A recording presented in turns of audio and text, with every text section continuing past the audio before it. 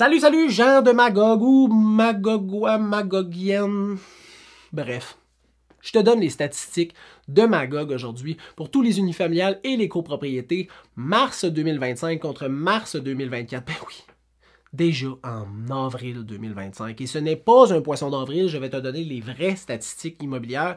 Puis là, d'habitude, je fais comme un podcast où je donne des conseils, un podcast où je donne les statistiques. Là, je te donne les deux dans la même capsule, fait que tu n'auras pas besoin d'écouter deux capsules différentes. Commençons tout de suite par le délai de vente moyen, 56 jours l'an passé, 82 jours cette année. Wow, qu'est-ce qui se passe à Magog?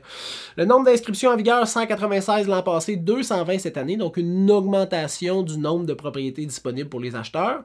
Le prix de vente versus le prix qui était affiché originalement sur Centris, on parle de 98% l'an passé, 97% cette année, donc 3% en moyenne de négociation sur chacune des transactions.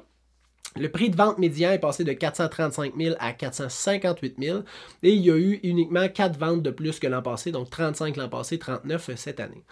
C'est plus long vendre une propriété présentement à Magog. Il y a plus de maisons disponibles, la négociation est plus présente et les valeurs ont augmenté, mais pas beaucoup. Qu'est-ce que ça veut dire, ça? Je vais te donner un conseil si tu es un vendeur, puis je vais te donner un conseil si tu es un acheteur. Si tu es un vendeur, sois réaliste. Sois réaliste et mathématique dans ta sélection de prix pour vendre ta propriété.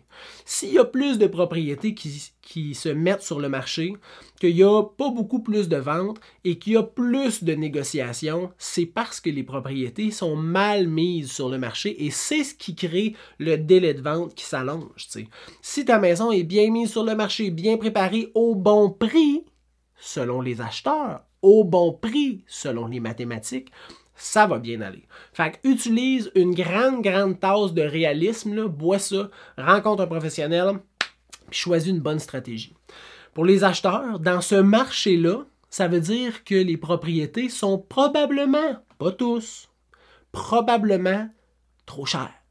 Mais combien trop cher? Bien, ça, c'est un professionnel qui va pouvoir t'aider. Fait que utilise un courtier immobilier qui n'est pas le courtier immobilier du vendeur pour t'aider dans ta sélection de prix et de stratégie de dépôt d'offre d'achat. Ça va te faire sauver plein de sous. Et on le sait, le profit, ça se fait à l'achat.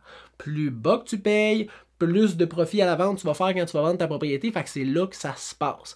Si tu as des questions, par exemple, tu peux m'écrire au info@serviceimmobilier.ca ou aller au serviceimmobilier.ca, prendre rendez-vous avec moi, ça va me faire plaisir de t'aider. Je te souhaite une bonne fin de journée. Bye bye.